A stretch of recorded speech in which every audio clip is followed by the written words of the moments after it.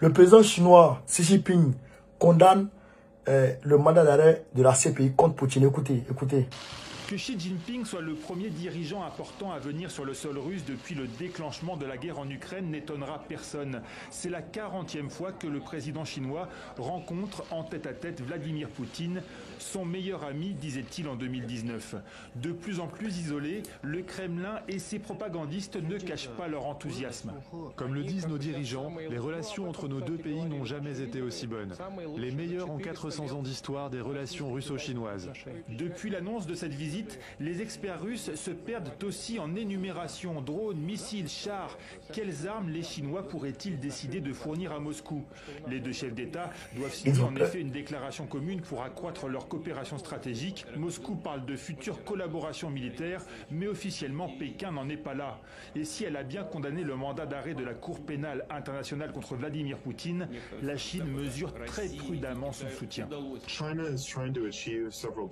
La Chine tente d'atteindre plusieurs objectifs différents au cours de ce voyage et l'équilibre sera difficile à trouver. Elle veut d'une part affirmer le partenariat stratégique avec la Fédération de Russie pour montrer que les tentatives américaines de diviser la relation et de la rendre coûteuse pour la Chine ne fonctionneront pas, mais elle veut aussi éviter les coûts économiques et de réputation en Europe. Ami de Moscou, mais pas complice.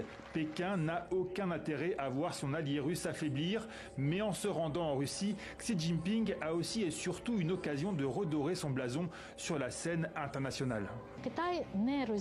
Quel blason! Le fait que la Chine s'est impliquée dans la solution du conflit russo-ukrainien, elle voudrait se positionner dans le monde actuel comme un pays pacificateur tout en s'opposant activement aux États-Unis. Sur l'Ukraine, Xi Jinping devrait donc surtout insister sur son initiative de paix en 12 points. Les deux chefs d'État doivent aussi évoquer d'ici mercredi d'autres questions stratégiques liées à l'énergie, comme les exportations de gaz et de pétrole. D'accord. Gaz et pétrole. Camarades, je vais vous faire remarquer quelque chose dans la vidéo. Revenez, écoutez le début de la vidéo. Le gars dit, depuis la guerre en Ukraine, c'est la première fois que quelqu'un d'important va en Ukraine. Alors que déjà, Macky Sall est déjà allé en Ukraine. Et en Russie, autant pour moi. Mbalo est déjà allé en Russie. Donc, ce qui veut dire que Mbalo et Macky Sall ne sont pas importants. Bien que Macky Sall soit parti étant président de l'Union africaine, les gens estiment que, le petit journaliste là estime que, eh bien, Macky Sall n'était pas important. Donc, vous voyez maintenant l'arrogance des Occidentaux, des journalistes occidentaux. Vous voyez. Mais là n'est pas le problème, camarade. Xi Jinping dit, il condamne le mandat d'arrêt contre Poutine. C'est parce que les Occidentaux savent que Poutine va lancer sa guerre éclair pendant ce printemps-là. En début de ce printemps-là, il va lancer sa guerre éclair. Et cette guerre éclair-là, personne ne peut l'arrêter. Donc, c'est Xi Jinping qui peut faire quelque chose pour pacifier relativement les choses. Pour ne pas que Poutine déborde. Parce que eux, les Occidentaux, si c'est moyen militaire, ils ne peuvent pas. Ils ne peuvent pas. Ils étaient liés, en Syrie, là, ils étaient à la porte de Damas. Des mercenaires otaniens étaient déjà arrivés, étaient déjà dans la ville de Damas. Comme les mercenaires de Draman Ouattara étaient à l'aéroport de Bamako, là, avant l'attaque de Kati. C'est comme ça que les Occidentaux étaient déjà rentrés, comment on appelle ça, à Damas. Et c'est Poutine qui a appelé la nuit Bachar al-Assad. Et il a dit à Bachar al-Assad, Damas ne tombera pas. Nos avions sont prêts à décoller. Et les avions ont décollé. Et la nuit qui a suivi, les rebelles, les terroristes ont reculé de 30 km au Kodjouchi. Vous avez vu? Donc aujourd'hui, c'est le Poutine là qui est devant les Occidentaux et l'OTAN. Ils ne peuvent pas. Ils n'ont pas les hommes courageux qu'il faut. Ils n'ont pas les équipements qu'il faut. Ils n'ont rien qui peut faire reculer Poutine. Donc, il faut lancer un mandat d'arrêt désespérément pour emmerder les gens. Donc, Xi Jinping a dit, il condamne ça d'abord, avant même de commencer à négocier avec Poutine. Pourquoi que ça va? Il est parti non seulement parler de stratégie entre eux, échange, gaz, pétrole, tout ça, mais il est parti aussi pour parler de la pacification de cette relation, de ce conflit ukrainien, russo-ukrainien. Il est parti pour ça aussi. Vous comprenez? Mais Dmitri Medvedev dit, l'ancien président de la Russie, il dit qu'ils vont envoyer un missile à la CPI pour aller dire bonjour aux gens de la CPI. Missile qui a parti. Ils vont envoyer un missile à la CPI pour aller dire bonjour aux gens de la CPI pour dire on ne se moque pas, on ne manque pas de respect à notre chef comme ça. Dmitri Medvedev. Il dit, il va envoyer un missile à ces pays pour aller saluer Karim Khan. Et sa tête André Coco sec là. Il va envoyer un missile pour dire bonjour. À côté de ça, les autorités russes ont lancé des procédures pénales contre tous les gars de la CPI. C'est que le procureur, les juges, tous les magistrats, même le coiffeur, même les techniciens de surface, même ceux qui font le ménage, ils disent qu'ils vont les juger. Tous ceux qui sont là-bas, s'ils les attrapent quelque part, ils vont les prendre, ils vont les avoir en Russie pour les juger. Poutine a lancé une procédure pénale contre tous ceux-là. Contre eux tous. C'est-à-dire que c'est la contre-offensive. Donc, l'affaire est mélangée actuellement. Même le technicien de surface de la CPI, si Poutine l'attrape, il le juge et il le condamne. Et les Allemands disent qu'eux, ils sont prêts à mettre le mandat d'arrêt de la CPI en exécution. C'est-à-dire, si Poutine met pied en Allemagne, ils vont prendre Poutine pour le mettre en cabane. Même si Poutine va dormir dans le 3e Reich, ou bien Poutine va dormir dans la chambre de Olaf Scholz, il n'y a pas mouche qui peut s'élever. Je connais un bagage qui est lourd. C'est Bella qui prend gros cœur. On va écouter ici, chers camarades, Pierre Tolstoï. On va écouter Pierre Tolstoï. Parce que ceux-là, quand Gbagbo, affaire de Gbagbo là a commencé, Gbagbo là, vous l'avez jugé. Gbagbo là, le contentieux Gbagbo n'a pas encore été vidé. Hein. Le contentieux de 2011 n'a pas encore été vidé en Côte d'Ivoire. Ouattara est là, allez le juger. Tant que vous serez dans l'injustice, tant que vous serez dans les histoires, dans les procès taillés sur mesure qui vous arrangent, nous, on sera toujours avec Poutine. Tant que vous faites l'injustice sur nous là, nous, on sera toujours amis à celui qui est votre ennemi. Wallahi billahi. Parce que de fait même, vous devenez notre ennemi. C'est pourquoi nous là, on est fans des petits gars paraissent. On est un Poutine même. Wallahi billahi. Écoutez Pierre Tolstoï, chers camarades. On écoute la vidéo. Pierre Tolstoï va parler. On s'en fout de votre tribunal. On s'en fout royalement. Voilà. Vous considérez que vous ne serez jamais jugé pour ce qui est en train d'être fait en Ukraine? Peut-être vous allez demander une nouvelle Yalta à les Russes, mais vous n'avez aucun droit de juger les Russes après tout ce que vous avez commis dans l'histoire de votre pays.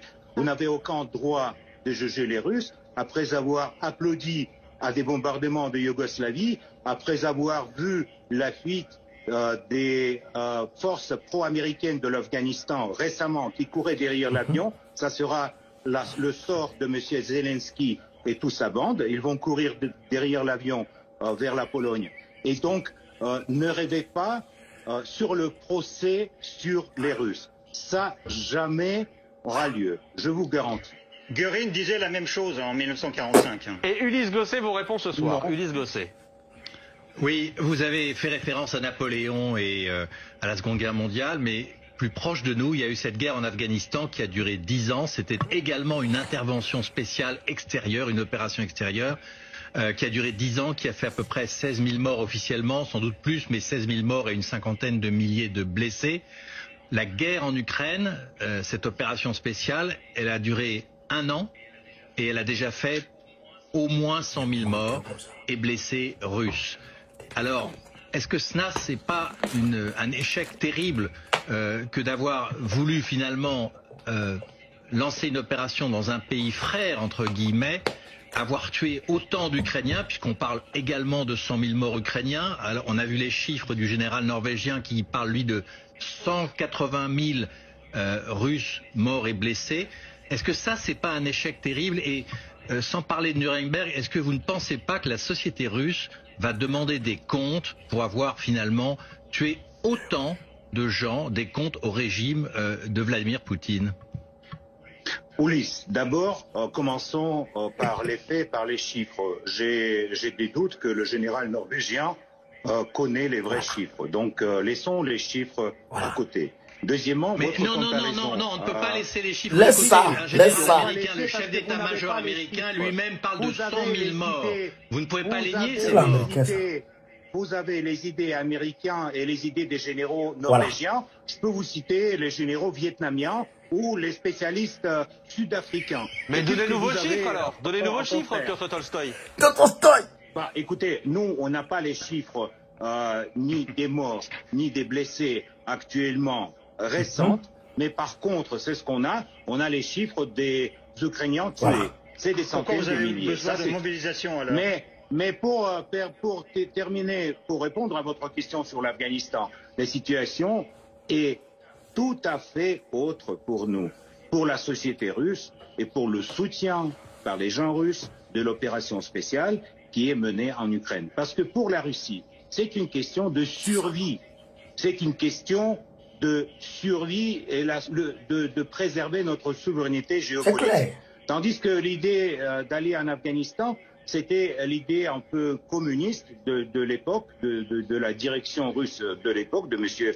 Brejnev, d'amener là-bas le régime communiste. Et d'ailleurs, en Afghanistan, les écoles et les hôpitaux construits par les soviétiques fonctionnent jusqu'à présent. Tandis que les Américains, quand ils ont fui de l'Afghanistan, ils ont laissé que le narcotrafic derrière eux. Non, mais là, votre idée en Ukraine, l'idée en Ukraine de Poutine, c'est d'amener un régime pro-russe à Kiev qui remplacerait le régime de Zelensky. C'est ça l'idée. Donc, est-ce que vous ne trouvez pas quand même que le parallèle est terrible? 10 ans de guerre, 16 000 morts. 1 an de guerre, 100 000 morts. C'est quand même terrible, d'autant plus qu'il s'agit d'un pays frère, si on vous comprend bien. Non, mais vous ça ne vous choque pas? Écoutez, de nouveau, vous commencez de me citer les idées de M. Poutine. Mais si vous connaissez si bien les idées de M. Poutine, alors pourquoi vous me demandez? Si Poutine pense comme ça, alors il va faire comme ça. Moi, je vous dis, c'est ce que pensent ici les gens qui vivent dans mon pays, qui vivent autour de moi, qui chaque jour amènent les enfants à l'école, qui achètent tout ce qu'il faut pour le front et qui envoient aux soldats russes l'aide, les babouchkas qui font les chaussettes pour les soldats. Je vous dis de ça. C'est ça la solidarité de société civile avec le moment historique qui passe aujourd'hui à nos frontières à sud-est. Mais vous croyez que c'est quelque chose qui est une idée de Poutine. Donc, vous avez cette espèce de appareil analytique un peu paranoïaque. Mais non, mais vous dites qu'il faut dénazifier et qu'il faut remplacer le régime. Donc je dis, vous voulez instaurer un régime pro-russe à Kiev. Mais surtout, ma question, c'est Monsieur Tolstoï, est-ce que ce n'est pas quand même terriblement coûteux cette guerre pour les Russes? 100 000 morts, une mobilisation de 150 000 à 300 000 hommes, c'est terrible. Vous allez être marqué pendant une génération. La Russie va payer ce prix. Vous ne trouvez pas ça excessif et inadmissible au XXIe siècle de dépenser autant d'hommes, d'argent et finalement de détruire à la fois l'Ukraine et une bonne partie de la Russie? Où est votre problème? Non, Ulysse. C'est le prix de notre future liberté et de notre souveraineté. Et ça, on ne peut pas mesurer dans la vie humaine ou dans les territoires. Ça, on mesure dans le futur du pays et de la nation. Si vous regardez aux yeux des Serbes que vous avez bombardés dans les années 90 jusqu'à présent, dans les yeux des Serbes, on voit qu'ils ont perdu la guerre. Les Russes n'ont jamais perdu les guerres comme ça. Et on voit les pas, Russes ont perdu des guerres. Pas les victimes. Bah oui. Oui, on a perdu les petites guerres avec le Japon et en Crimée, vous allez dire, mais les grandes guerres avec l'Europe, comme celle-ci. La guerre de Crimée, vous avez perdu la guerre de Crimée aussi. Vous avez perdu la guerre de Crimée. Vous avez perdu la Première Guerre mondiale, vous avez perdu la guerre de Crimée. Attendez, colonel Goya qui n'a pas encore pris la parole, colonel. Non, mais les guerres, vous en avez perdu beaucoup en réalité, bien sûr. Et puis vous parliez de la Seconde Guerre mondiale, vous êtes arrivé jusqu'à Berlin. Je rappelle que vous avez été chassé finalement de Berlin. Les troupes soviétiques qui étaient à Berlin, que j'ai vu lorsque je suis passé, ont été chassés de Berlin, ont été chassés d'Europe de l'Est, ont été chassés des pays baltes par la volonté des peuples. C'était pas du tout une action de l'OTAN. Donc ça vous dérange pas, non? Pardon? Bien sûr que en fait, le déclenchement de la pacte de Varsovie et toutes les promesses de l'Occident de ne pas élargir l'OTAN jusqu'à nos frontières, ça c'était une mensonge occidentale, mais on les a vus déjà beaucoup, donc on a l'habitude. Et maintenant, vous avez obtenu la Finlande et la Suède. Maintenant, vous avez obtenu la Finlande et la Suède à cause de votre guerre. Dans l'OTAN. Votre guerre. Maintenant, il y a deux pays qui étaient neutres et qui ne voulaient pas rentrer dans l'OTAN. Maintenant, ils sont dans l'OTAN. Enfin, presque. Les moustiques en Finlande sont pour nous. Ils sont pro-russes. Donc faites gaffe, s'il vous plaît. Ça, c'est très dangereux. Les moustiques en Finlande, c'est-à-dire? On n'a pas compris. C'est une métaphore. Parce que les moustiques, il y en a beaucoup en Finlande. Et ils sont tous pro-russes. Parce qu'ils ont la mémoire des moustiques. Parce qu'avant, c'était ça faisait partie de la Russie. Et les moustiques, ils ont la mémoire. Ah. Juste une dernière question. Attendez, j'ai une image. Parce que vous parlez de survie de la Russie. Ouais. J'ai une image à vous montrer. Que se passe-t-il à Moscou et de quoi avez-vous peur? On a vu la semaine dernière apparaître sur un certain nombre de bâtiments dans la ville de Moscou, apparaître des systèmes des batteries de défense anti-aérienne ces derniers jours, au moins dans 7 bâtiments, d'après les décomptes qui ont pu être faits par le ministère de la Défense. Dans le ministère de la Défense, absolument. Il y en a certains qui ont été placés notamment pas très loin de la résidence de Vladimir Poutine. De quoi avez-vous peur? Est-ce que ce sont les drones ukrainiens qui vous font peur? Il existe les drones ukrainiens? Les drones utilisés par l'armée ukrainienne. À Engels, oui. À 2 reprises, le 5 et le 25. Peut-être c'est de nouveau les moustiques de Finlande ou les mouches de l'Estonie qui nous font peur. C'est pour ça que vous déployez des batteries antiaériennes. On prend les mesures de précaution si jamais les Ukrainiens vont utiliser les armements américains à longue distance. Ça, évidemment, on prend les mesures pour protéger la population civile à Moscou. Qu'est-ce qui vous étonne? Nous sommes en guerre. Et on va continuer cette guerre jusqu'à notre victoire. Donc tous ces moyens-là, c'est tout à fait normal dans un pays qui aujourd'hui est en affrontement militaire. Donc vous pensez que la guerre, parce que vous avez bien utilisé le mot guerre, la guerre va déborder, peut déborder encore plus sur le territoire russe? Non. Non, je pense. C'est vrai que c'est pourquoi? Parce que vous venez de nous dire le contraire. J'ai pas peut-être compris votre question, mais... Non, mais parce que vous venez dire que vous vous protégiez éventuellement contre le fait que les Ukrainiens utilisent des armes américaines, occidentales. Ah, camarade, vous venez d'écouter Pierre Tolstoï. Il dit, on s'en fout de votre tribunal. On s'en fout royalement de votre tribunal. Ça ne les regarde même pas. Après ce que vous avez fait en Yougoslavie, le Kosovo, Afghanistan, Irak, Syrie, Libye, tout ça, après tout ça là, vous n'avez pas été jugé. Hein. La CPI elle-même s'est levée, elle dit elle s'en va là-bas. Elle s'en va aux États-Unis pour aller juger les Américains qui ont commis des exactions là-bas, des crimes contre l'humanité en Afghanistan. Vous n'avez pas accepté ça. Hein. C'est Poutine vous voulez juger. C'est pourquoi Medvedev dit il va envoyer un missile là-bas. Et puis les autorités judiciaires russes ont entamé une procédure pénale contre tous les magistrats de la CPI, à commencer par Karim Khan. Ils seront tous jugés en Russie. Et si vous êtes trompé et puis vous avez mis vos pieds en Russie là, il va vous prendre une paix dedans. Lui, il est parti à Mariupol, en terre ukrainienne. Il est parti en Crimée d'abord. Après, il est parti à Mariupol. Il allait se promener. Il était à bord de son véhicule et c'est lui qui conduisait. Pour dire que je n'ai même pas besoin de garde du corps. Venez me chercher. Et puis, l'Allemagne est en train de parler chinois. Carrément. Si Poutine met son pied, on va le prendre. Allez le prendre.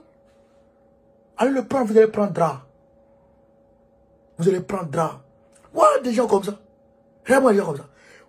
Le dossier Gbagbo, là, le contentieux de 2010, de la crise post-électorale de 2010 en Côte d'Ivoire, le contentieux n'a pas encore été vidé. Gbagbo a été jugé. Le camp Gbagbo a été jugé, acquitté. Il y a eu 3000 morts. Ces personnes-là ne sont pas mortes pour rien. Ne sont pas de la mort. Ce n'est pas des personnes qui sont suicidées. Ou bien ce n'est pas mort d'une catastrophe naturelle. Non.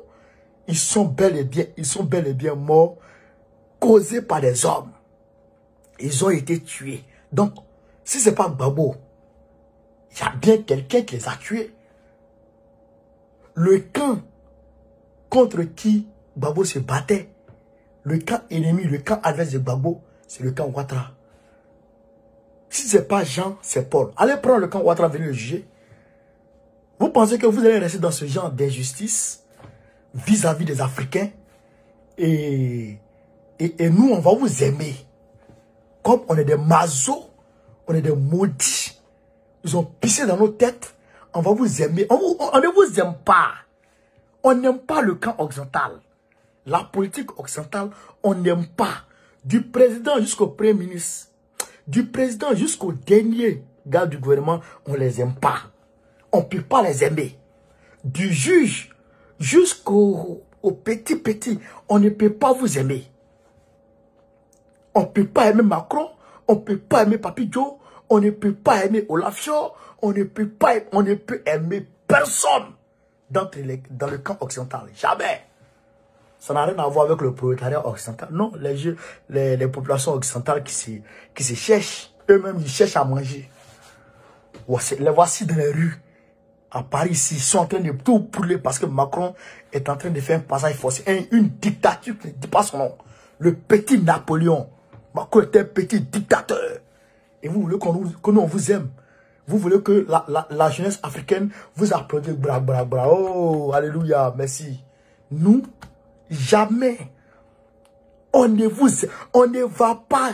C'est qu'on ne sera jamais avec vous. Nous sommes avec Poutine. Parce qu'il subit le même traitement que vous nous faites subir. Il subit le même traitement que nous. Donc, l'ennemi de ton ennemi est automatiquement ton ami. Nous, on est amis à Poutine. Aujourd'hui, demain, après-demain. C'est ça qui est la vérité. On ne peut pas vous aimer. Voilà, Babo. Les personnes qui étaient tuées, la moindre des choses à faire, c'est de juger le camp Ouattara. Vous n'êtes pas capable de juger le camp Ouattara. Et c'est Poutine que vous pouvez juger. Dieu est en train... C'est-à-dire que c'est le karma qui est en train de vous frapper. Bande de blaireaux.